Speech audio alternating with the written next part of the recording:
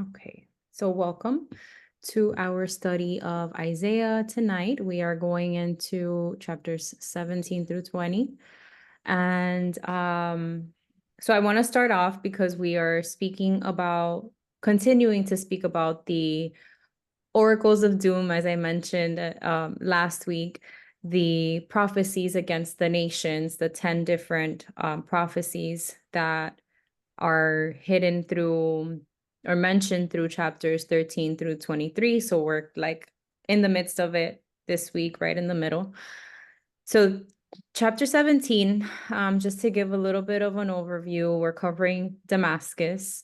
And if you recall from, I believe it was chapter 7, there was a connection that we were able to make with Damascus being connected to Ephraim or representing Israel in a way. Damascus is one of the most or oldest continually inhabited city in the world. And this particular prophecy, as we're going to read, has always been like an indicator or a marker, so to speak, of the end times. And why is that? Is because it's not officially happened within the times that we have been living in. While it's been attacked on numerous occasions, Damascus has been attacked on numerous occasions, which would be in the region of Syria and Libya right now. Or I'm sorry, was attacked by Syria and Libya. Let me correct that. In the mid-2000s, there were some tensions there. There was attacks, but they've never been utterly destroyed, which is what this prophecy basically summarizes. In verse 1, we're going to see that, here it says it will become a fallen ruin, but my translation also says that it would become a heap of ruins. So basically like a mountain of ashes, if you want to look at it on a visual standpoint.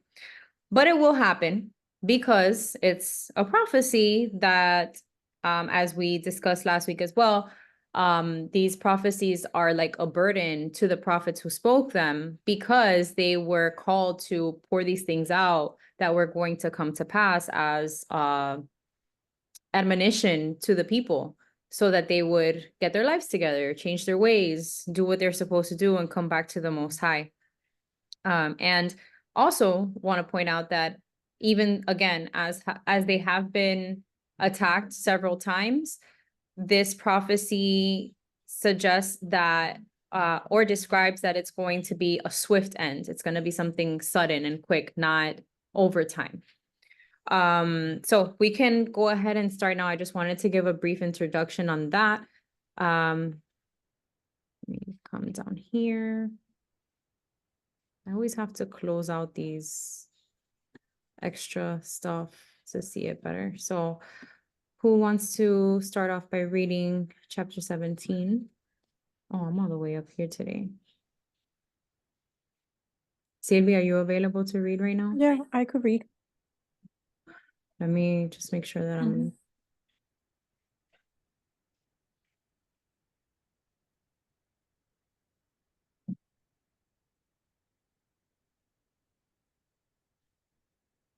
Okay, I know you have your book.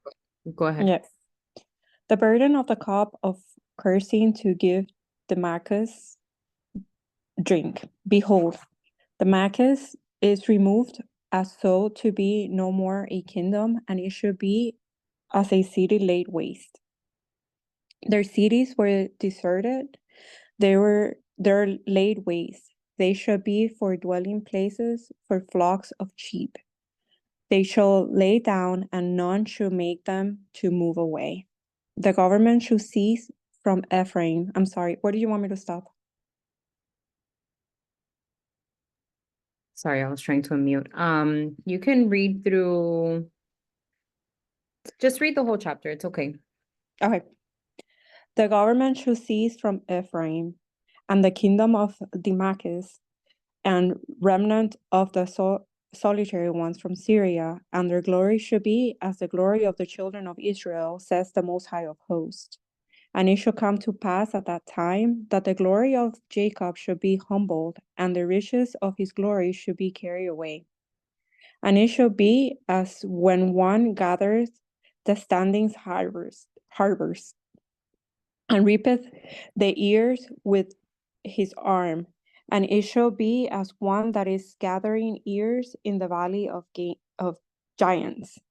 Yet a gleaning shall be left in it, as the shaking of the olive tree, 2 or 3 berries on top of the uppermost branch. So shall the righteous be left lonely in the midst of the world among the kingdoms, says the Most High, the Adon of Israel. At that time, a man shall stay himself upon the service of his Maker, and his eyes shall hopefully look for the word, the Holy One of Israel. He shall not rest upon the altar, the works of his hands, or stay himself upon that which his fingers have prepared, neither upon the groves nor upon the sun images. At that time, the cities of their strength shall be as fortification that was laid desolate and waste from before the children of Israel. And each shall be a desolation, because thou hast forsaken the Adon of thy salvation, and thou hast not remembered the fear of the Mighty One, whose word was thy support. Therefore thou hast planted a choice plant, and hast multiplied despicable works. After that ye were sanctified to be a people, there ye made your works despicable. And also when ye came to the land, the place of my Shekinah, there it was your duty to worship me. Ye forsook my worship, and ye served idols. Ye abhorred repentance till the day of your destruction came. Then your sorrow was breathing out of soul. Woe to the multitude of many people, which a noise like the noise of the sea, and to the tumultuous assembly of kings, which roar like roaring of mighty waters. The kings roar like the roaring of many waters, and he shall rebuke him, and he shall flee far off, and shall be driven as the shaft of the hills before the wind, and like a rolling thing before the whirlwind. And at the evening tide, behold, as if he had not been, and before the morning, behold, as if he had not been. This is the portion of those that hate us, and the lot of those who spoil us. All right, wow. Thank you. A lot here, definitely. But as we can see, I truly love the Targum for how it expounds on things. But first off, let's go back to verse 1, as I have mentioned. It does again say that the city shall be laid waste. So if reading through this chapter, you can see how it does discuss that this would be a swift end, and it's going to be as if, like as we see here, that it shall be as one that is gathering ears in the valley of giants. So in the canon, I thought was really interesting. It says the valley of Rephaim right here. So the Rephaim are also known as an offspring of the fallen angels. I believe they are actually offspring of the giants of the Nephilim. So second generation giants. They're known as the red-headed ones. I've seen I've heard different podcasts and seen accounts of sightings of them in different regions of the world. But this particular, the Rephaim, I think I mentioned it last week. I heard a podcast about a military mission that was done, where the person who was being interviewed was sharing his account of having picked up one of these giants, these Rephaim, and it was obviously a classified, type of mission, and the giant had red hair. They had picked it up from Afghanistan, from the Middle East. So anyway, let's go to the scripture connections. And that actually was on the podcast that we mentioned last week. I think Jessica was the one who had brought it up.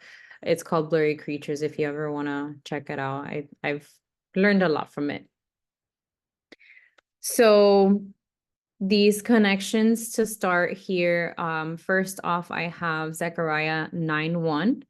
And it's just to mention or to highlight the different areas that Damascus has been mentioned throughout the scriptures, because Damascus is one of the most mentioned regions in the Bible, about 50 plus times, even from Genesis. And we're gonna read a precept in Genesis as well. For your own notations, if you want to write down, this particular chapter ties in with 2 Kings 16. We're not going to read the whole chapter, obviously, but just so you can make the connection if you ever want to read back. So yes, Zechariah 9:1, we have the burden of the word of the Most High in the land of Hadrach. In Damascus shall be the rest thereof, when the eyes of man and all the tribes of Israel shall be toward the Most High. And here you can see the connection of Damascus and Israel. I believe this is my interpretation, to my understanding, that there were a lot of the scattered nation that dwelt in Damascus. Isaiah 7:8 says, "For the head of Syria is Damascus, and the head of Damascus is Rezin. And within 65 years shall Ephraim be broken, that it be not a people." And this is speaking of like the kingship. So the leader of Syria was Damascus, and the king there his name was Rezin.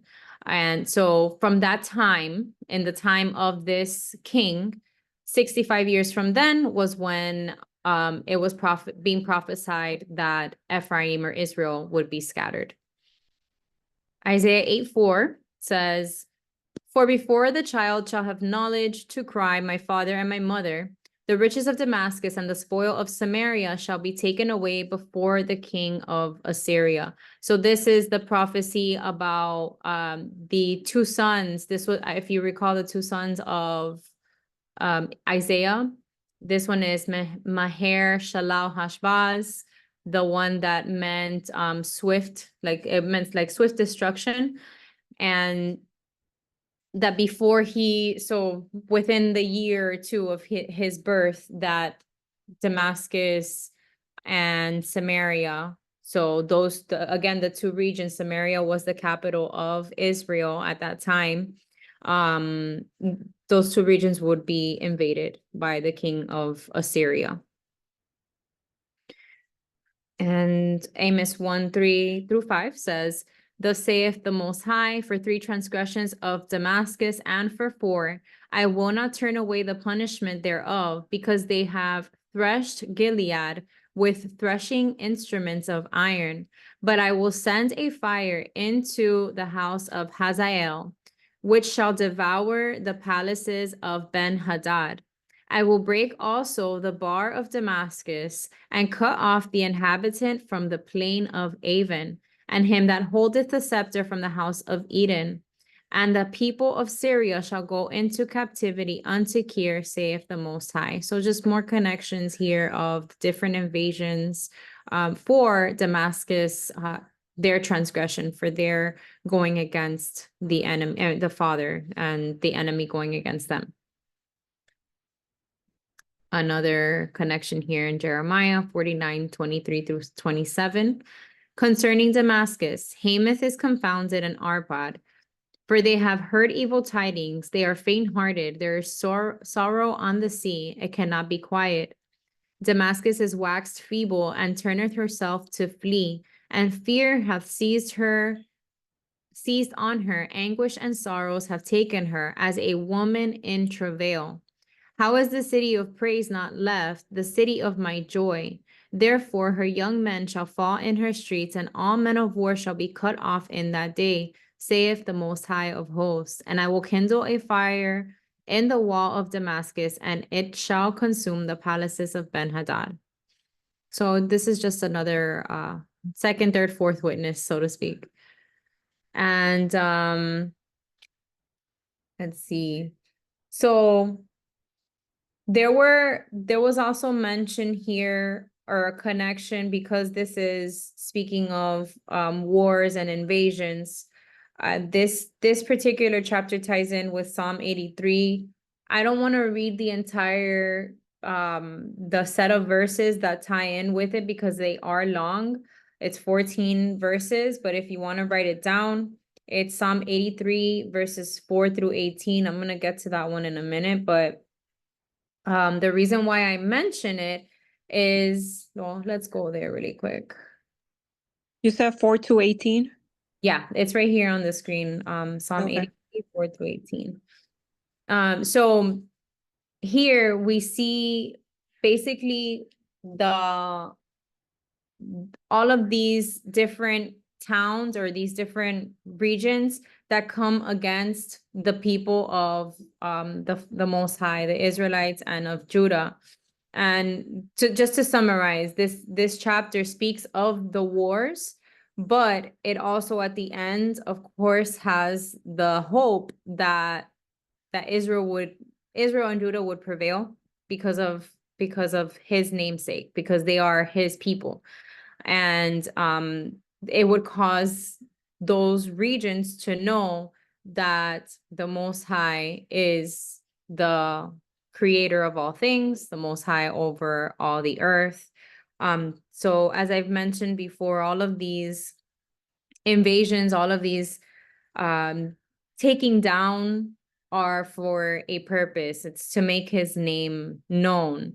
Now, I started doing like a little bit of studying to be able to find out where these particular regions lie today. And I know that there's a few of us who have spoken about where the real land is, where truly, where we truly are in, is the United States the old world? Is Asia, the Middle East, is that the old world? Where does it really lie? So I just wanted to share this really quick because during our another Bible study that we joined, this was shown this week, and I was like, oh, I'm gonna go back to this one again later on because it also ties in with another prophecy with Judah as well. But the different areas, and I'm trying to see because once I got this, I studied this chapter before we got this Bible study, but I was like, let me take a screenshot so I can share it during the Bible study and we can look at it together. But we have the Jordan. So the Jordan area is predicted to be in this general area of the United States. So it would be like this area over here. And so that is known to be Edom, Moab, and let's see, what else did I write down here? And Ammon. So just keeping a note of that.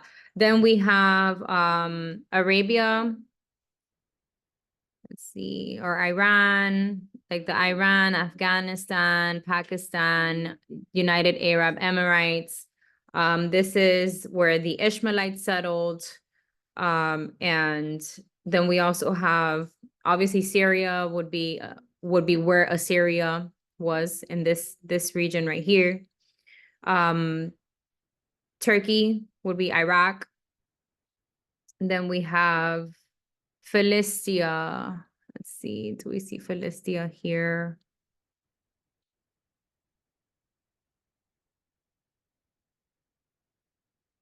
I don't see Philistia or the Amalekite. So the Amalekite region would be Amalekite Philistia region was southern Israel or Gaza. So actually it's down here in this area. And then I think that's all the ones that I had written down. Oh, and the Jordan is also where the Hagrites are. So again, going back to that. See, let me change where I'm sharing. Going back to Psalm 83. So we see all of these, the Hagarenes, Gebal, Ammon, Amalek, Moab, Edom, Philistines with the inhabitants of Tyre, Assur, the Midianites, Kizon, Jabin at the brook of Kizon. So all of these different regions, they all kind of tie into the modern day areas that we are in now. Take it how you will, you know, but even if you were to look at maps of the Middle East, you can make the connections of where they are in modern times or their new names now. Again, the Hagrites and Edomites are considered to be in Jordan. The Ishmaelites are in United Arab of Amorites, the Ammonites and Moabites in the Jordan or the West Bank, Amalekites and Philistia, southern Israel or Gaza, Gebal and Tyre in Lebanon. I didn't mention that one. And Assyria is Syria, Turkey, and Iraq. I know it's a lot. I know it's a lot of information. So, but I just wanted to share that because those, if you look, I want to show it again. If you look at the map, Israel was surrounded by all of them. All of these. Everybody in these surrounding areas attacked Israel right here. So Israel's right here. All of those surrounding areas attacked Israel. They all came together to attack the people. Okay, so let me go back to, I'm sorry, I'm still getting the hang of screen sharing and all this stuff on Zoom. So bear with me, please. Okay.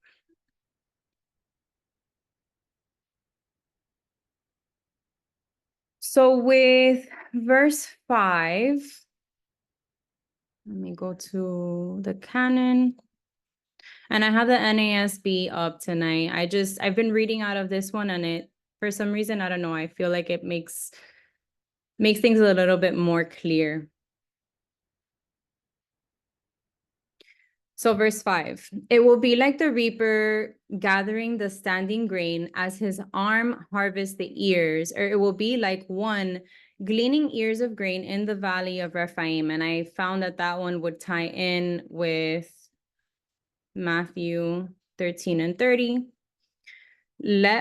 Let both grow together until the harvest, and in the time of harvest, I will say to the reapers, gather ye together first the tares and bind them in bundles to burn them, but gather the wheat into my barn.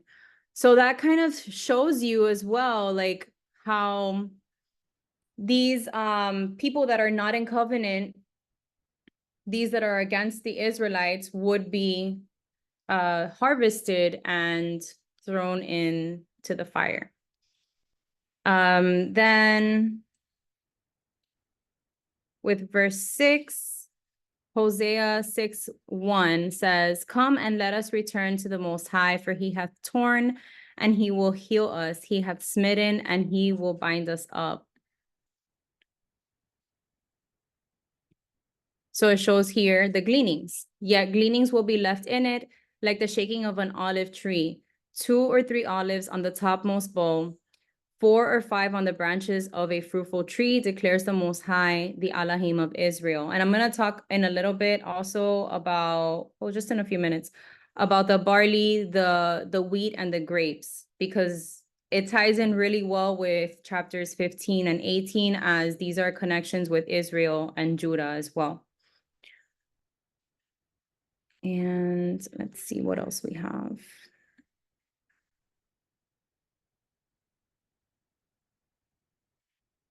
Now, Micah 5:13 and 14 is with verse 8, which talks about the Asherah poles.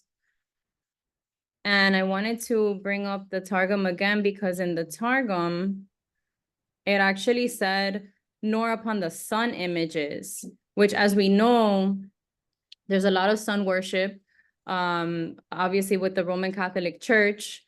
So I like that this translation also brings that up, because it's a more modern stance, as back in those days, they had those Asherah poles, those wooden high places that they would worship. Here it says Asherim. So there's like different names, but as you see here, it says wooden symbols of a female deity.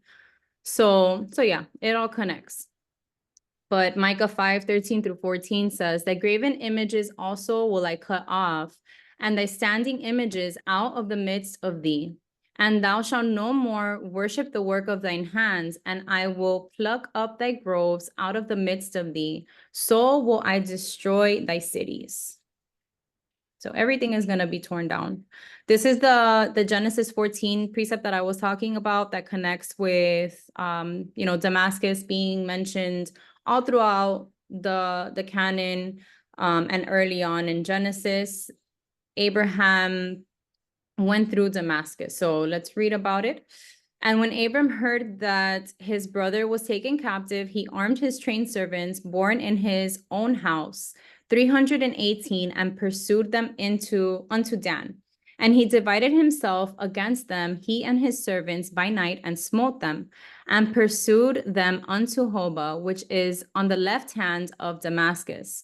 And he brought back all the goods, and also brought again his brother Lot and his goods, and the women also, and the people." So this is just proof that Damascus has been in existence for a very long time.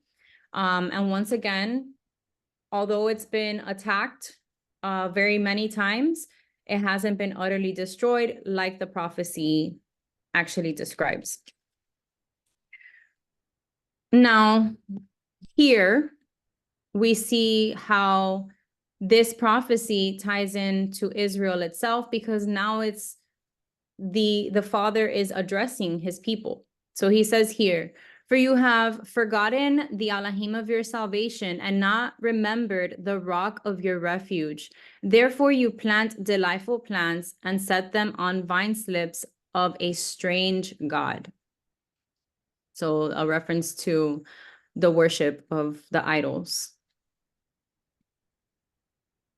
Jeremiah 2:32 says, "Can a maid forget her ornaments, or a bride her attire? Yet my people have forgotten my days without number." It's really sad how history just repeats itself. People forget what the Father has taken them out of, and go back to their old ways so easily, rather than pushing forward when the trials come. And that's basically what Isaiah is prophesying or speaking about here. The Israelites were taken out of captivity, out of slavery. They were given the written law and told, just keep my commandments and you will live. Write them on the tablet of your heart. Just do what I'm asking you to do, and it will go well with you. This is what the Father told them through Moses many times throughout the Torah, as we've read, and they just go back to their vomit over and over again instead. Now the last couple precepts I have here for chapter 17, I just wanted to, with verse 11, "In that day you plant it, you carefully fence it in, and in the morning you bring your seed to blossom, but the harvest will be a heap in a day of sickliness and incurable pain. Alas, the uproar of many peoples, who roar like the roaring of the seas and the rumbling of nations, who rush on like the rumbling of mighty waters. The nations rumble on like the rumbling of many waters, but he will rebuke them, and they will flee far away and be chased like chaff in the mountains before the wind, or like whirling dust before a gale. So again, like I was mentioning, you see, this is speaking of all of those nations that came against Israel and how it's going to happen again. Honestly, there is like the alliances, the powers that be that are united together. I was gonna actually mention last year there was a wedding in Jordan, a royal wedding that took place. And believe it or not, the kingpins of the regions that I mentioned earlier, or basically like the royal family and even Joe Biden's wife was there in attendance. So like it's kind of interesting how these people come together for things like this, and you never really know what's going on in the background. You know, what is really the purpose of this particular wedding that took place, or what kind of treaties are made in the process of alliances that will bring to come to pass certain things that are going to take place later on. So yeah, just wanted to mention that. So that I say all of that to tie in Matthew 24, 6-8, which says, "And ye shall hear of wars and rumors of wars. See that ye be not troubled, for all these things must come to pass, but the end is not yet. For nation shall rise against nation, and kingdom against kingdom, and there shall be famines and pestilences and earthquakes in divers places. All these are the beginning of sorrows." So we are definitely going to see in our time these things come to pass. And it's scary and exciting all at the same time. So yeah. All right. So Sylvie, I think you may be the only one that is available to still read, if you don't mind reading chapter 18. That's fine. Okay. Now for this, well, yeah, you can, it's only seven verses, so you can go ahead and read all the way through. Okay. So the land which is beyond the rivers of India, to which they have come in ships from a far country, whose sails are spread as an eagle flieth with its wings, that sendeth ambassadors by the sea, even in ships on the face of the waters, saying, Go, ye swift messengers, into a people oppressed and plundered, into a people that was mighty in times past, and shall be so in time to come, a people oppressed and robbed, whose land the nations have spoiled. All you inhabitants of the world, and you dwellers I'm sorry. on the, you're good, and you dwellers on the earth, when the standard is lifted up in the mountains, you shall see the standards, and the trumpet shall sound. You shall hear of redemption. For those has the Most High said unto me, I will give rest to my people. Yeah, I will make them to rest, and I will delight in my holy habitations to do them good. Blessings and consolations I will bring upon them quickly. When the heat is intense through the heat of the sun, then I will be to them a cloud of dew, as in the heat of harvest.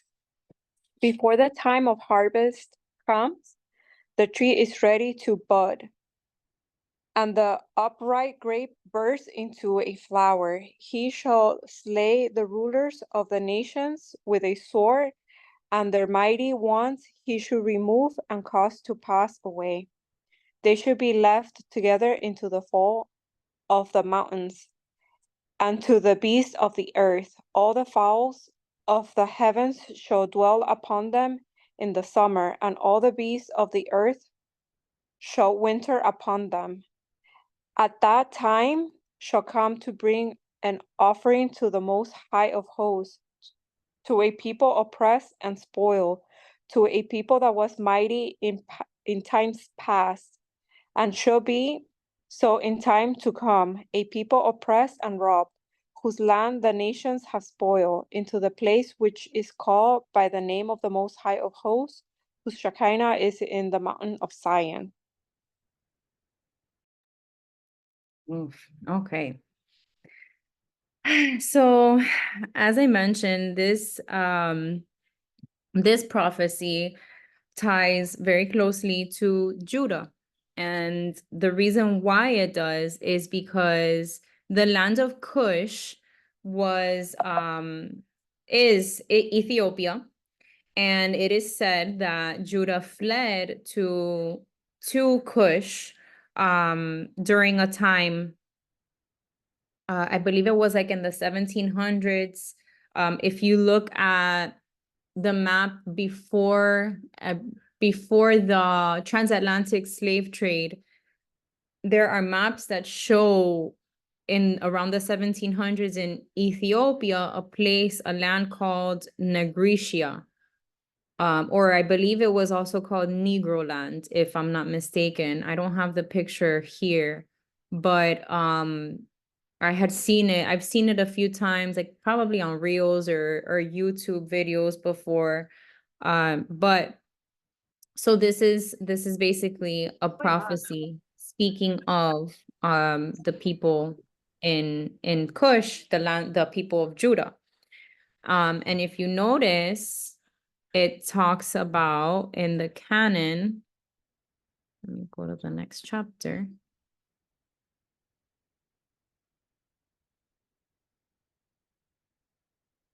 I would say, if you read this verse, it's a good description of the people of Judah here. It says, which sends envoys by the sea, even in papyrus vessels on the surface of the waters. Go, swift messengers, to a nation tall and smooth, to a people feared far and wide, a powerful and oppressive nation whose land the rivers divide. So obviously they had to cross a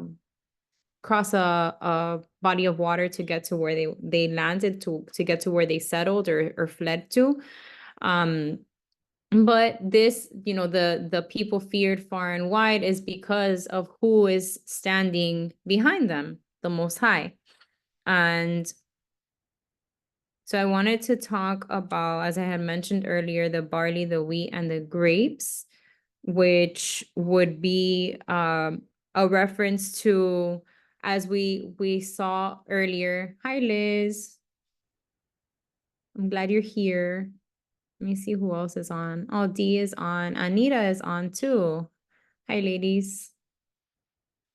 Okay.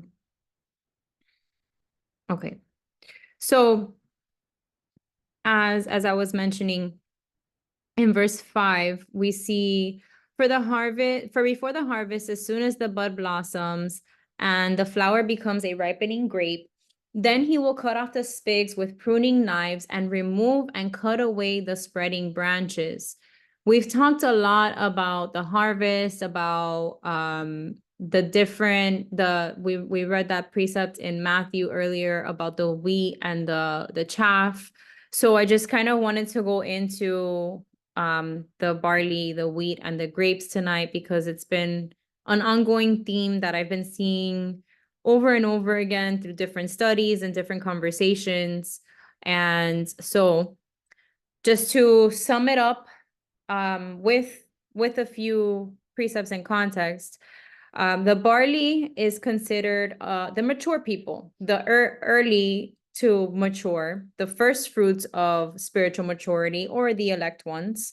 Barley is also known to be able to survive harsh conditions like drought, heat, or very cold temperatures. So they're made to last, if you want to think about it that way.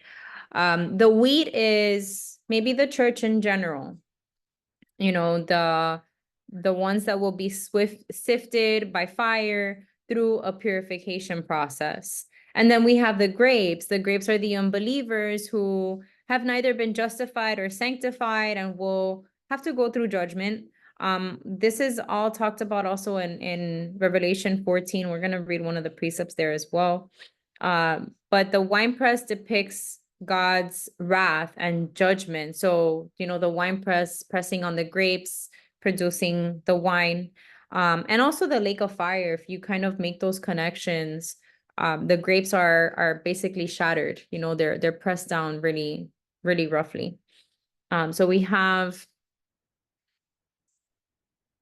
Revelation 14:4 that says, "These are they which are not defiled with women, for they are virgins. These are they which follow the Lamb whithersoever he goeth.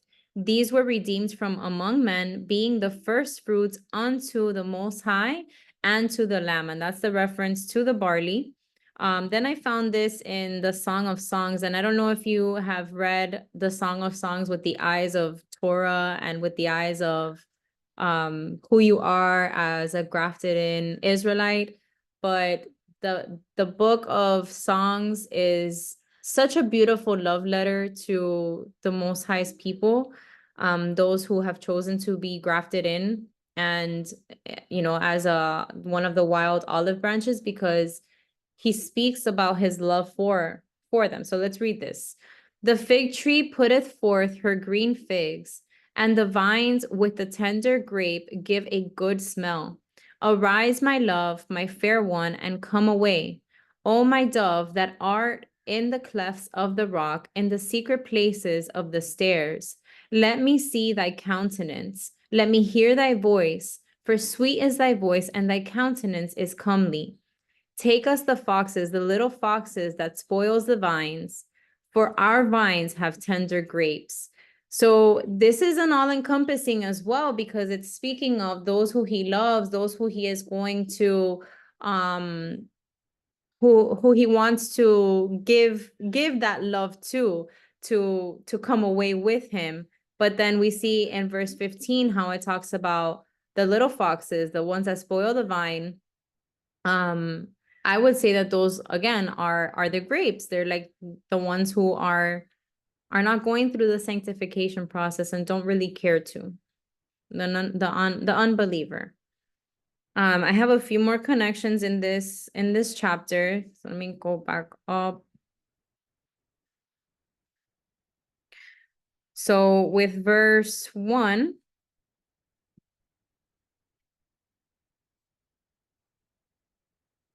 okay, "Alas, O land of warring wings, which lies beyond the rivers of Cush." We have Ezekiel 30, verses 4-5, and this is how we see the connection with Ethiopia. I believe in another translation, it does refer to it as Cush. And here, we see India, so a few different names there. "And the sword shall come upon Egypt, and great pain shall be in Ethiopia, when the slain shall fall in Egypt, and they shall take away her multitude, and her foundations shall be broken down. Ethiopia and Libya and Lydia, and all the mingled people, and Chub, and the men of the land that is in league, shall fall with them by the sword." So this is a confirmation of the fall of Cush. It ties in with the entire the chapter in its entirety. Then we have a second witness in Isaiah, Isaiah 5:26, that says, "And he will lift up an ensign to the nations from far, and will hiss unto them from the ends of the earth, and behold, they shall come with swift speed." And this one ties in with verse 3, which says, "All you inhabitants of the world and dwellers on earth, as soon as a standard is raised on the mountains, you will see it. And as soon as the trumpet is blown, you will hear it." And it reminds me also of the precept that talks about, I believe it's in Matthew, and I don't know if I included it, that says how he would gather from the four corners of the earth. So this very similar to that. And Hosea 5:15 says, "I will go and return to my place till they acknowledge their offense and seek my face. In their affliction, they will seek me early." And that's with verse 4, which says, "For thus the Most High has told me, I will look from my dwelling place quietly, like dazzling heat in the sunshine, like a cloud of dew in the heat of harvest. So he's always looking, always seeking who is going to go after him. And then the last section, which is verse 7, which is a repetition again. It says, at that time, a gift of homage will be brought to the Most High of Hosts from a people tall and smooth, from a people feared far and wide, a people, a powerful and oppressive nation whose land the rivers divide, to the place of the name of the Most High of Hosts, even Mount Zion. So who's going to get to Mount Zion? That's the two houses, Israel and Judah. Acts 8:27 through 28. This is a confirmation of, again, Isaiah, and Cush. Isaiah speaking of Cush, and Cush being Ethiopia. And he rose and went, and behold, a man of Ethiopia, an eunuch of great authority under Candace, queen of the Ethiopians, who had the charge of all her treasure and had come to Jerusalem for to worship, was returning and sitting in his chariot, read Isaiah the prophet. And the last two here we have Isaiah 45:14. Thus saith the Most High, the labor of Egypt and merchandise of Ethiopia, and of the Sabaeans, men of stature, shall come over unto thee, and they shall be thine. They shall come after thee in chains, they shall come over, and they shall fall down unto thee, and they shall make supplication unto thee, saying, surely the Adon is in thee, and there is none else. There is no Elohim. There's no other God. I don't know. This sounds very similar to slavery, to the slavery that has been spoken of in our history books over so many years, but in the wrong context. And lastly, Isaiah 11:3. That says, and make him of quick understanding in the fear of the Most High, and he shall not judge after the sight of his eyes, neither reprove after the hearing of his ears. Okay, so that sums up this chapter. And is anybody else available to read chapter 18? Anita, are you available to read? Or chapter 19, rather? I can read it. Okay, awesome. So Okay. you can start stop on verse 10, please. Okay. The burden of the cup of cursing to make the Egyptians to drink. Behold, the Adon is revealed in the cloud of his glory to take vengeance of the Egyptians, and the idols of the Egyptians shall be broken before his face, and the heart of the Egyptians shall be melted within them. And I will excite Egyptians against Egyptians, and they shall wage war, every man against his brother, and every man against his neighbor, city against city, kingdom against kingdom. And the spirit of the Egyptians shall melt within them, and their wise men I will destroy. And they shall seek to the idols, and to the charmers, to the deceitful, and to the diviners. And I will deliver the Egyptians into the hand of a cruel Lord, and fierce king shall rule over them. So the dawn of the world, the Most High of hosts. And the waters of the sea shall be laid desolate, and their rivers shall be wasted and dried up. And their rivers shall be laid waste, and their deep streams shall be dried up and wasted. The reeds and flags shall not grow. And the greatest part of the river shall wither, and that which is on its bank, and every sown place of the river shall wither, and shall be dried up, and nothing shall grow. The fishermen shall be laid desolate, and all that they cast angle unto the brook, and they that spread nets upon the faces of the waters shall be destroyed. They shall be confounded which work comb flax and weave nets of it. And there should be trodden underfoot the well-watered place where they have been making pits, water pools, each for himself. All right. So this chapter for me was pretty interesting because being the first part here, verse 2, where it says, "And I will excite Egyptians against Egyptians." And it made me wonder, why is it saying Egyptian against Egyptians? Well, if you think about it, Ephraim was born in Egypt. Manasseh was born in Egypt. And the Israelites were fruitful and multiplied in Egypt. So you see how the people of the Most High would come against those in Egypt again. They would be against one another. So this is another prophecy of another war. And it speaks about, again, how in verse 3, as usual, history repeating itself, that they would seek, they shall seek to idols and to charmers, to the deceitful and to the diviners. And if you think about it, in the age and the time that we're living in, we do, well, not us, but there are people who do the same. Everything in this world is paganism, as bad, as sad as it sounds. The names of our days, our months, we have obelisks, the high like statues that still are in existence now are a comparison to the high places that were built even in that time.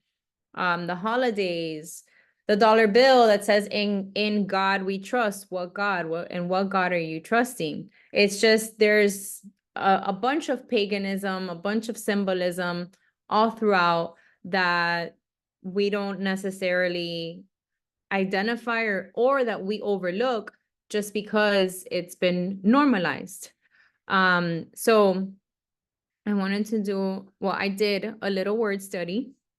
I know that I've been bringing in some Strong's, definitions as we should be, because it's always good to go back to the Hebrew roots, or the roots of these words, of certain words in the scriptures, just because it gives more definition and more value to what it is that we're reading.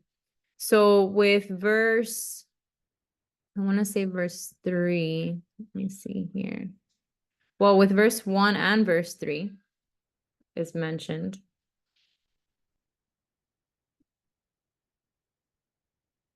So we see here the word idol is mentioned here, right?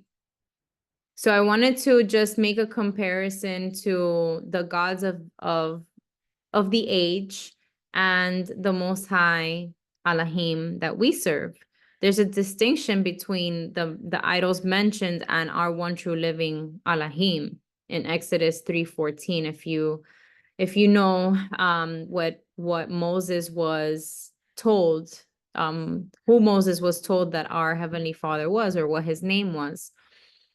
So here we see these idols, they were good for nothing, worthless, false gods. They had no value at all. By analogy, vain or of vanity. So these were items, beings that were being worshipped for no reason whatsoever, like with no guarantee that what they were worshiping was going to answer or do the things for them that they were believing for. Basically, selling their soul, so to speak, to a fictitious item that had no power. When we look at the name of our Heavenly Father, and to go back to Exodus 3:14. Let's see. Why isn't it showing up here? I'm just going to go back. Okay. So, and the Most High said unto Moses, I am that I am. And he said, thus shalt thou say unto the children of Israel, I am hath sent me unto you. So if we go to that, I am, we have, and this is, I love to worship him this way too. Haya, Asher, Haya, who was and is to come, as the Aleph and the Tav, the beginning and the end. We see the definition, and when I saw this, I was like, oh wow, it reminds you of the Aleph and the Tav, because it's to be, so future tense, to happen, to have taken, to take place, to come about, to come to pass, to become, to arise and appear, to exist or be in existence, so present tense, and to occur, brought about, and to be finished. So, and that also reminded me of what our Heavenly Father, what our Messiah said when he was killed, when he was murdered. It is finished. So the beginning and the end. I just, when I saw this, I was like, wow, Abba, your name is the name above all names. So any little Elil, idol image has no value. It means nothing. It means nothing. Absolutely. Okay, so there's that.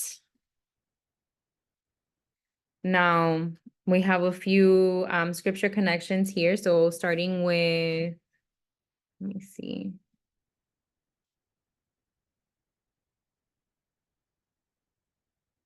Oh, I had a Deuteronomy one, but I guess I didn't include it. All right, so Mark 13:26. And then shall they see the Son of Man coming in the clouds with great power and glory. And that ties in with verse 1, which says, the oracle concerning Egypt, behold, the Most High is riding on a swift cloud and is about to come to Egypt. And as we know, Egypt also is, another comparison to Mystery Babylon. So future and past, as we had spoken of at one point, when I made the comparisons with the different writing styles, or the grammatical styles of the prophets, this would fall into a perfect verb, or I'm sorry, a prophetic perfect. So it's a future event written in past tense, because our Heavenly Father declares the end from the beginning. So we see how it was going to come to pass that he would ride swiftly on a cloud.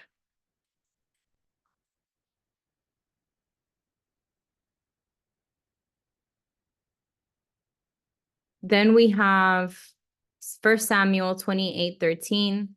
And the king said unto her, be not afraid, for what sawest thou? The woman said unto Saul, I saw gods ascending out of the earth. And again, this is tying into verse 3. I'm sorry, I had an interruption over here. The spirit of the Egyptians will be demoralized within them, and I will confound their strategy, so that they will resort to idols and ghosts of the dead, and to mediums and spiritists. So we do see, of course, that they operate under the guise of the enemy, under that particular power, the power of the fallen angel. But at the end of the day, we know that he is bound hand and foot. So this is like just a little comparison here of what was still operating and still operates today.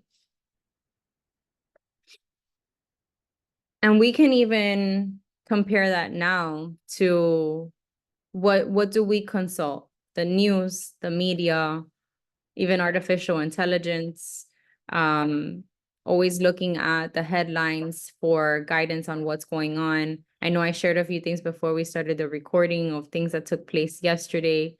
So it's just, that's the prince of the power of the air, manipulating the airwaves and showing us what they want us to see. What else do I have here? Verse 4, I thought was very similar, or it sounds like kind of like dictatorship. Moreover, I will deliver the Egyptians into the hand of a cruel master, and a mighty king will rule over them, declares the Most High, the Elohim of hosts. So, you know, when we start seeing things like that taking place, the control, the, how do you say, the mandates, I was looking for the word, sorry, the mandates and everything that had been taking place even in 2020, it's bound to happen again. It's bound to happen again. Oh, yeah. So Karina said, someone back when I was on Twitter said the same thing, that we don't go to the mediums. Where are we going to the news and so on? Yeah, it's true. And something I learned in 2020 was to turn the TV off. I mean, not me personally, because I've never been one to like watch the news. But in our generation, we see a lot of stuff on social media.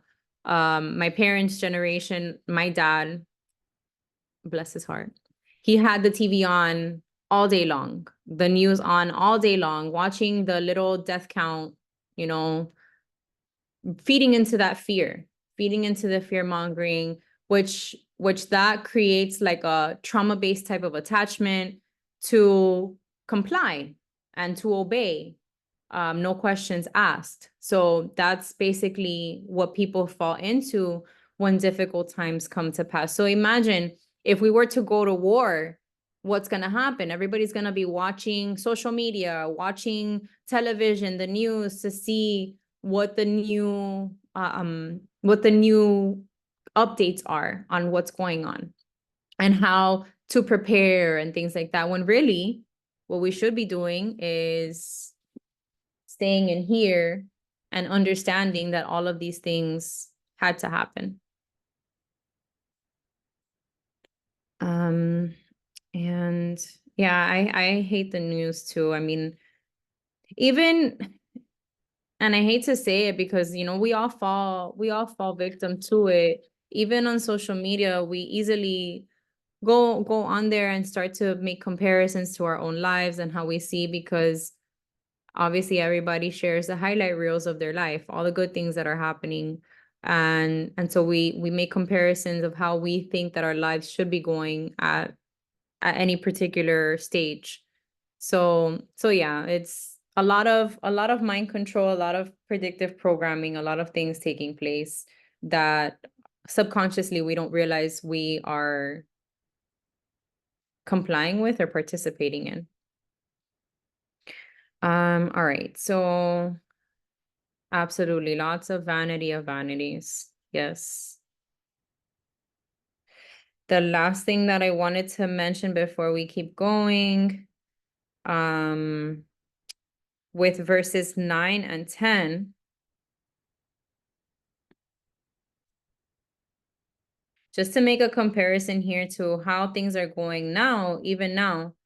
Moreover, the manufacturers of linen made from combed flax and the weavers of white cloth will be utterly dejected, and the pillars of Egypt will be crushed, and the hired laborers will be grieved in soul. This, when you really look at it, it's, oh, and here also, and all those who cast a line into the Nile will mourn. These are various suppliers. So you have the fishermen, you have the people who make clothing, you have the hired laborers. And this is a comparison to inflation. Right now, we've all experienced the inflation that has taken place, right, since 2020, that's slowly been increasing. If you want to buy healthy food, if you want to eat healthy, eat organic, if you want to eat pasture-raised meats, grass-fed beef, all of these things cost more money. Now, if you even take it to a more simple scale, like your boxes of cereal, they have increased in price and decreased in size. $100 is worth, I mean, $80 is $100 is equal to what $80 used to be. And it's gonna continue to increase more and more and more, causing more despair, more withering, more lamenting, more hopelessness, and pushing into the new world order. And yes, and even all this organic stuff, there are chances they aren't organic, or they're genetically modified or genetically grown. And it's very, like, it's very difficult to find a seeded watermelon these days. You find more genetically modified fruits than not in grocery stores. So yeah, and then if you want to go to a farmer's market where they would more than likely sell more natural foods, you have to spend more money. I for one have noticed, where I used to spend maybe $250, $300 for my 4 children, it's now costing me almost double that sometimes. It all depends where I'm going, what I'm buying, and how I'm trying to do it. And I try my best to cook from scratch as much as possible, but yeah, we're seeing it. Even clothing. I know a lot of us here as well have come to the knowledge of the truth of how important it is to wear as natural fabrics as possible, cotton and linen. And even that is more expensive and more difficult to access. So yeah, things all around. You're really able to see how historically these things took place, and they're coming to pass again now. And what is the new world order going to look like? Historically, it was with the Assyrian invasion. And in this day, currently, is it China? Is it Russia? It's whoever we owe money to. It's whoever has the manpower to attack. So it's all connected to continue to keep us enslaved and draw us away and keep us so busy that we don't have time to seek the truth. Because I don't know, I was surprised also to hear how so many people have testimonies of having to do ride sharing, like and I know a few of us did it too. I did it too for a few months earlier this year, doing Uber Eats or DoorDash to make extra money, because what you make isn't making ends meet. And so, yeah, it's a lot of this, we're seeing it today, and it's all biblical. It's all biblical. That's why every time I open this book, I'm just like in awe of what the Father is teaching, because he is setting us up for these times, setting us up for what is to come. So yeah, with that, let's continue. And Anita, you can read from 11 on, just complete the chapter. Okay. Surely the princes of Tanes have become foolish. The wise, the counselors of Pharaoh, have counseled an erroneous counsel. How will Pharaoh? We are the sons of the wise, and thou art the son of ancient kings. Where are thy wise men? Let them tell thee now, and let them know what the Adon of hosts has counseled against Egypt. The princes of Tanes have become foolish. The men of Memphis have erred. They caused the Egyptians, the lords of the provinces, to err. The Most High has sent among them a spirit of error, and they have caused the Egyptians to err in all their works, as a drunkard staggereth and tramples in his vomit. And the Egyptians shall have no king to reign, no prince, noble, governor, or ruler. At that time the Egyptians shall be weak. They shall be afraid and fear on account of the exaltation of the power of the Most High of hosts, which he is lifting up against them. And the land of the house of Judah shall be a terror unto Egypt, if anyone mention it unto them. They shall tremble because of the counsel of the Most High of hosts, which he shall counsel against them. At that time there shall be 5 cities in the land of Egypt, speaking the language of Canaan, and swearing by the name of the Most High of hosts. The city of Beth Shemesh, which is to be destroyed, shall be called one of them. At that time there shall be prepared an altar before the Most High in the midst of the land of Egypt, and a pillar by the border thereof before the Most High. And it shall be for a sign and for a witness before the Most High of hosts in the land of Egypt, when they shall pray before the Most High because of their oppressors. And he shall send unto them a Savior and a judge, and he shall deliver them. And the power of the Most High shall be revealed to do good in the Egyptians, and the Egyptians shall know the fear of the Most High at that time, and they shall worship with holy sacrifices and offerings. Yea, they shall vow vows before the Most High and shall perform them. And the Most High shall smite Egypt with the stroke and shall heal them, and they shall return to the worship of the Most High, and he shall hear their prayers, and he shall heal them. And at that time there shall be a highway from Egypt to Assyria, and the Assyrians shall fight against the Egyptians, and the Egyptians against the Assyrians, and the Egyptians shall serve the Assyrians. And at that time Israel shall be a third party to the Egyptians and to the Assyrians, a blessing in the midst of the land, whom the Most High of hosts hath blessed, saying, Blessed be my people, whom I have brought out of Egypt. And because they sinned before me, I carried them captive unto Assyria. But when they repent, they are called my people, in Israel mine inheritance. I love it. There's always a hope. And we see it over and over again. Abba releases those woes, those curses, this is what your outcome is going to be if you don't get it together type of thing. And the end result is always the same. He always has that same desire for us to return to him. So I wanted just to start with saying, they will be perplexed and stumbling over their words, the people who, these wise men, let them tell thee now and let them know what the most high of hosts has counseled against Egypt.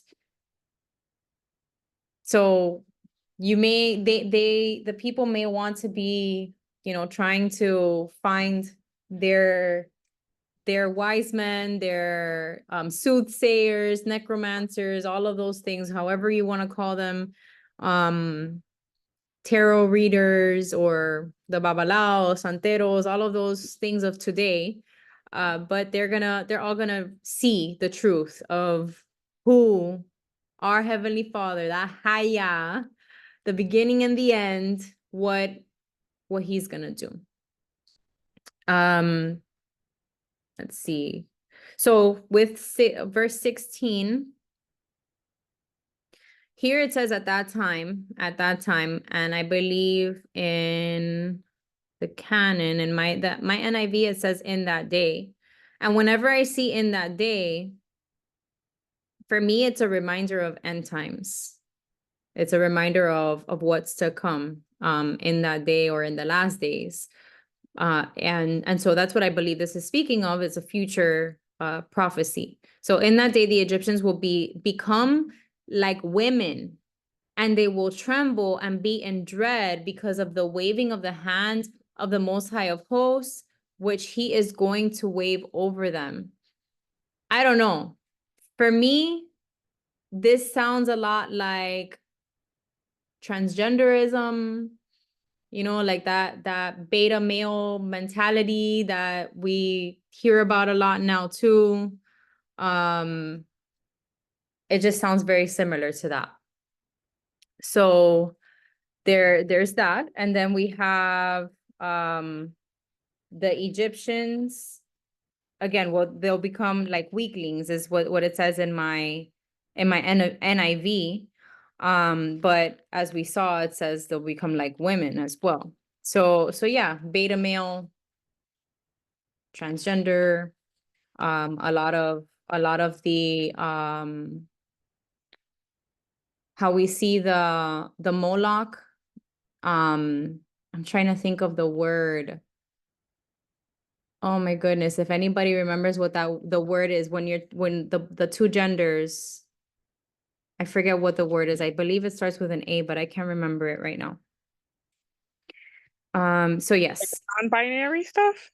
No, androgynous. Androgynous, that's the word that I was thinking. Thank you, Karina. Yeah, we see a lot of androgyny now.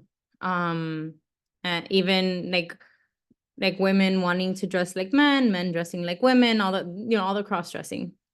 And it's crazy because this has been in existence for a long time, right? It's nothing new, but where it was maybe behind closed doors before, it's now a lot more out there in the open. Absolutely, acceleration of times, and that's why this precept, I don't know, to me, it stands out very much in regards to that. Oh, if you have it, share it. The one in Ecclesiastes, if you have it, share it, please.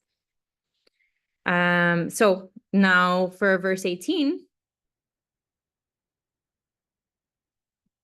In that day, 5 cities in the land of Egypt will be speaking the language of Canaan and swearing allegiance to the Most High of hosts. One will be called the city of destruction. This, so again, as we were talking about I'm going to share the map again. Just because it's like, when I read this and I thought about 5, I don't know, are there 5 maybe states that could possibly separate from the United States as a whole? I don't know. I think it's possible. I think that there are certain states that are resistant to the regime, so to speak. And it's very possible that 5 states would pull out of the US and that would cause a civil war and all of the things that we have been seeing, even through predictive programming in the media. Okay, Yasmin shared Ecclesiastes 12:14.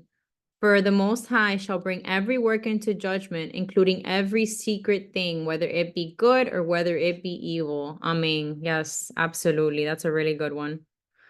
That's a really good one.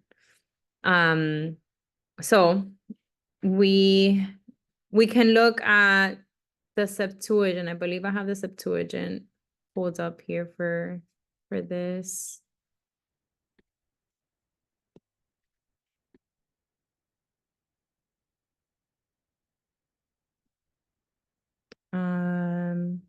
Verse 18.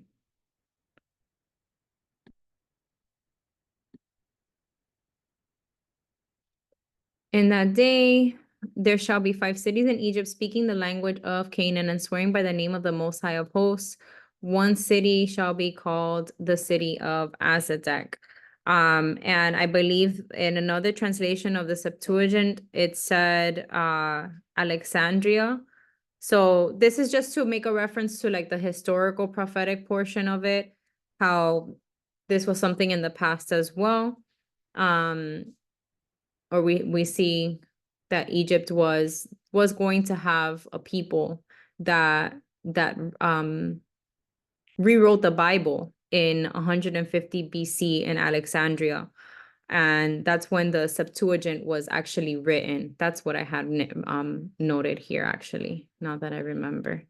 So just to clarify once again, this particular precept is making also a reference to something that did take place in history, which was that in Alexandria, Egypt, the Septuagint was written, and there were 5 cities that came together to write the Septuagint. And if you don't know, the Septuagint is the translation in the Greek from the Hebrew.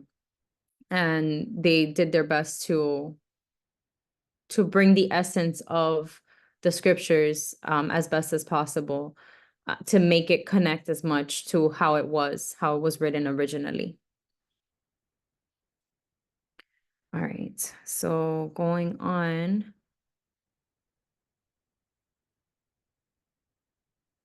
Let me see what else I have here. Okay, Jeremiah 23. Oh, I'm sorry. No, first Ezekiel. So Ezekiel 28:13. Thou hast been in Eden, the garden of the Elohim. Every precious stone was thy covering, the sardius, topaz, and the diamond, the beryl, the onyx, and the jasper, the sapphire, the emerald, and the carbuncle, and gold. The workmanship of thy tabrets and thy pipes was prepared in the day that thou was created. And if you guys remember from last week, this was a reference to Hasatan and how he was created and where he was, his position in the Garden of Eden. So it connects with, let's see here, with verses 18 and 19. And this was just a cross-reference that I found. Now we know that Hasatan, obviously he had 9 of the stones on his ephod or on his breastplate, whereas the priesthood has the 12 that represent the 12 tribes. So this is also talking about the different stones that were present in the altar in the tabernacle as well, and will be also present in Jerusalem, in New Jerusalem. So that's how that one ties in here. And then Jeremiah 23:3-4 says, and I will gather the remnant of my flock out of all countries whither I have driven them, and will bring them again to their folds, and they shall be fruitful and increase. And I will set up shepherds over them, which shall feed them, and they shall fear no more, nor be dismayed, neither shall they be lacking, saith the Most High. And this is the connection with verse 23. Verse 22 and 23. So let me reread these. The Most High will strike Egypt, striking but healing. So they will return to the Most High, and he will respond to them and will heal them. In that day, there will be a highway from Egypt to Assyria, and the Assyrians will come into Egypt, and the Egyptians into Assyria, and the Egyptians will worship with the Assyrians. And this, when you think about it, we're gonna have a dwelling, like a mix of Judah, Ephraim, and even Ishmael united, because there's going to be those who are grafted in throughout time, as it's happening now with this great awakening. Verse 22, how it says, the Most High will strike but heal. So he's pruning us, he's taking us through our processes that is sometimes extremely painful as we are pruned, as we go through the fire, as we are being refined. And in the same manner, he heals us. He brings healing to us. He changes our form of thinking, our way of thinking, and transforms our mind so that we have a mind that is on him at all times, on his word, which ties in with Jeremiah 6:16 that says, thus saith the Most High, stand ye in the ways and seek and ask for the old paths. Where is the good way, and walk therein, and ye shall find rest for your souls. Now we know that the stiff-necked people said, we will not walk therein, but there is going to be a people who will decide that they will return to the ancient paths, and they will do the things that the Most High is asking them to do, which is keep his commandments, so that they would have life, and life more abundantly. And then lastly, I believe the last 2 precepts that I have with this chapter are Isaiah 66:23 that says, "And it shall come to pass that from one new moon to another, and from one Sabbath to another, shall all flesh come to worship before me, saith the Most High."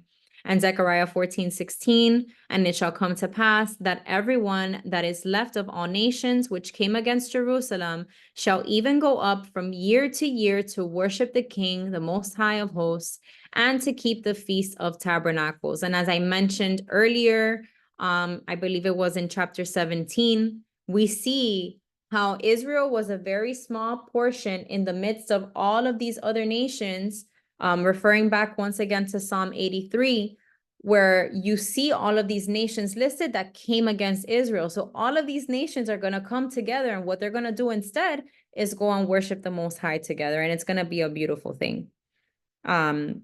And our Messiah will arrive in that day to establish his kingdom. So I can't wait. All right, so we have the last chapter for tonight, and that is chapter 20. Who is able to read? It's only, I think, 6 or 7, six verses. So who can read it?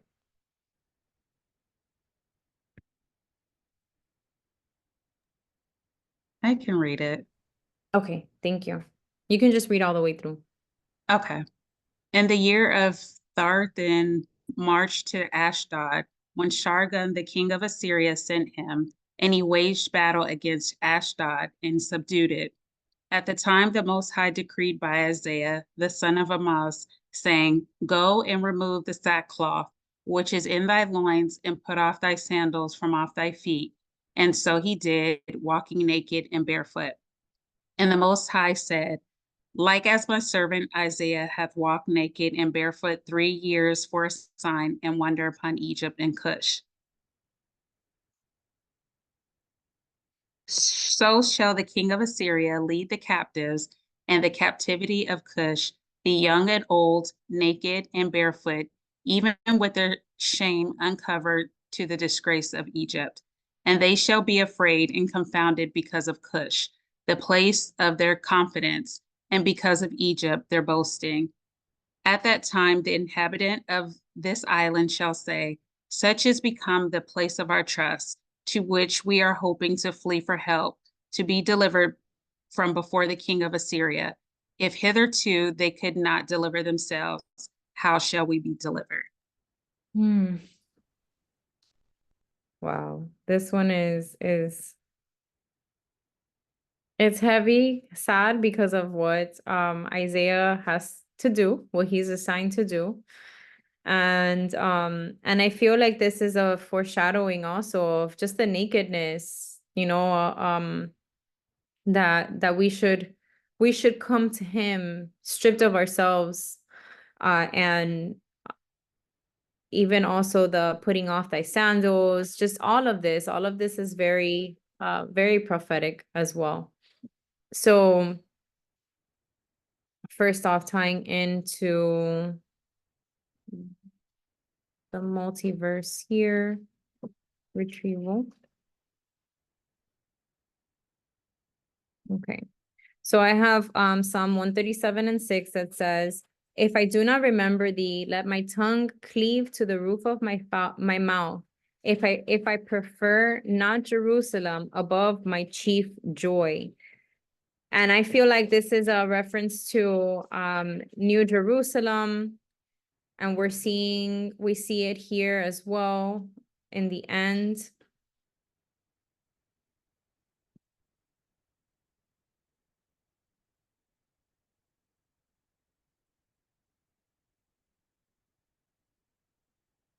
Sorry.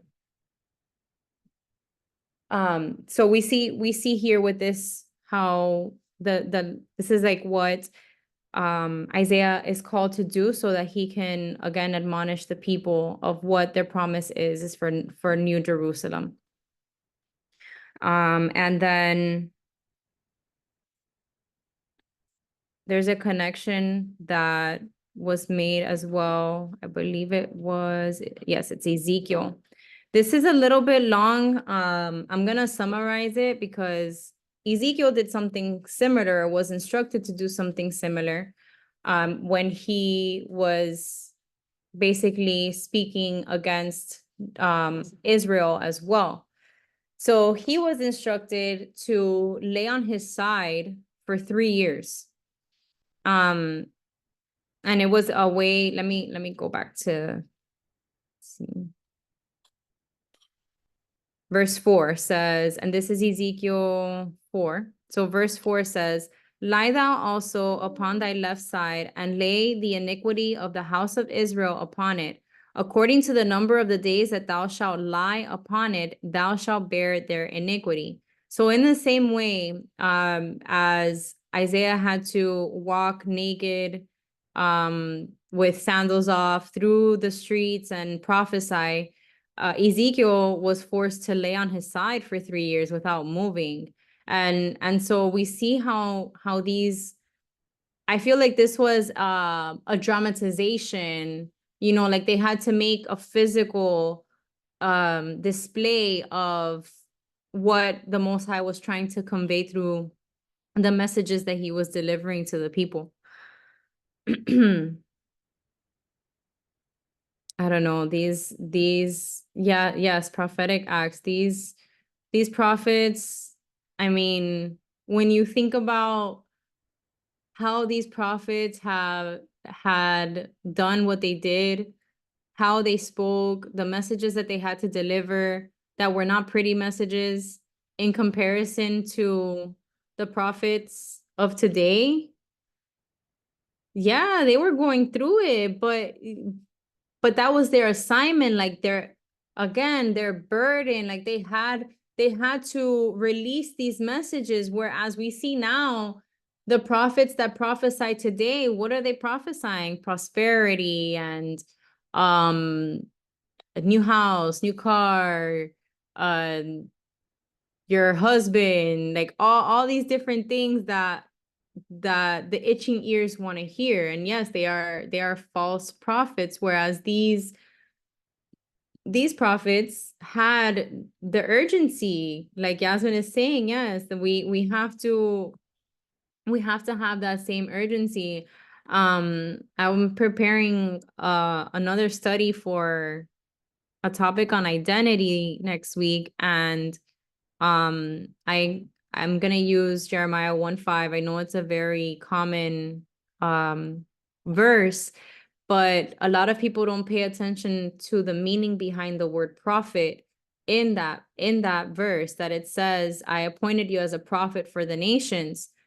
And it's not a prophet as how people want to appropriate that word, like, oh, I'm a prophet, I'm gonna prophesy into your life and tell you all of the good things that the Most High is going to do for you.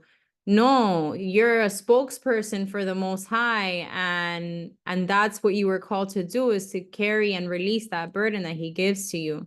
So yeah, that word gets very misconstrued. But this also reminded me what Isaiah had to do, also reminded me of John the Baptist, where, you know, and John the Baptist was in the wilderness. So he had his raiment of camel's hair. So he wore camel's hair and a leathern girdle about his loins, and his food was locusts and wild honey. So he was like, you know, he was out there. He was another prophet prophesying the Messiah's coming. So yeah, so none of the, I don't want to say none, because I know that there are still people who are prophesying about the Messiah's return. Even us, when we speak, we're speaking about what's to come according to scripture.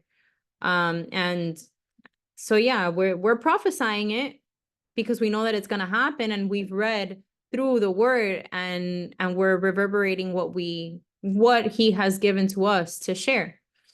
So yeah. And Jeremiah 27:1-4 says, in the beginning of the reign of Jehoiakim, the son of Josiah of Judah, came this word unto Jeremiah from the Most High, saying, thus saith the Most High to me, make thee bonds and yokes, and put them upon thy neck, and send them to the king of Edom, and to the king of Moab, and to the king of the Ammonites, and to the king of Tyrus, and to the king of Zidon, by the hand of the messengers which come to Jerusalem unto Zedekiah, king of Judah, and command them to say unto their masters, thus saith the Most High of hosts, the Elohim of Israel, thus shall ye say unto our masters. So this, if you read through Jeremiah 27, this is another prophetic act that this prophet was doing. Sorry, my son was sleeping. He just woke up.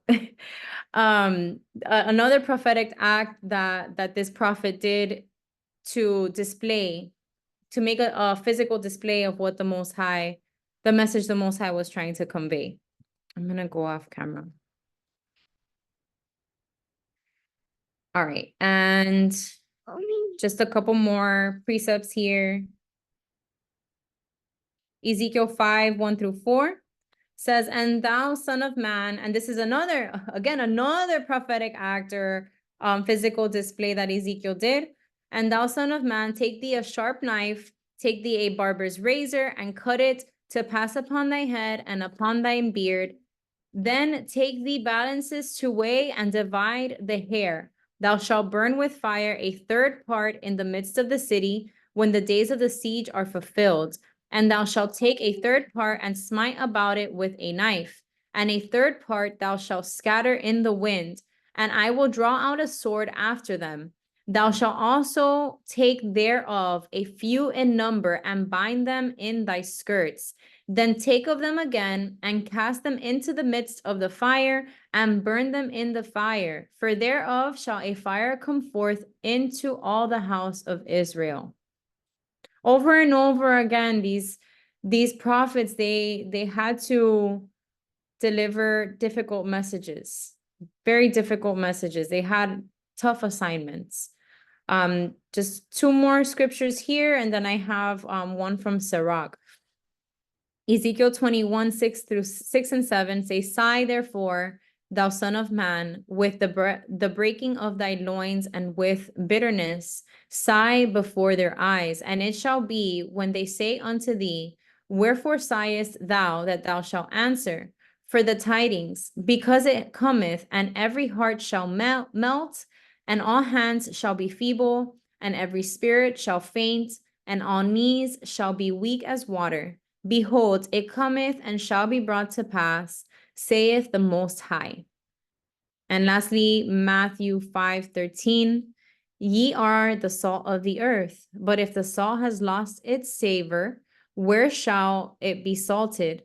It is henceforth good for nothing but to be cast out and to be trodden underfoot of men. And this one ties into that last section here that says, so the inhabitants of this coastland will say, behold, such is our hope, where we fled for help to be delivered from the king of Assyria, and how shall we escape?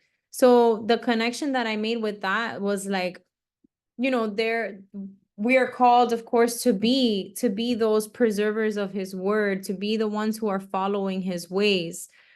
We can't lose that salt. We can't lose that connection with him, because if we think that we're going to be able to run somewhere and receive that deliverance and that protection, it's not going to happen. It won't be possible.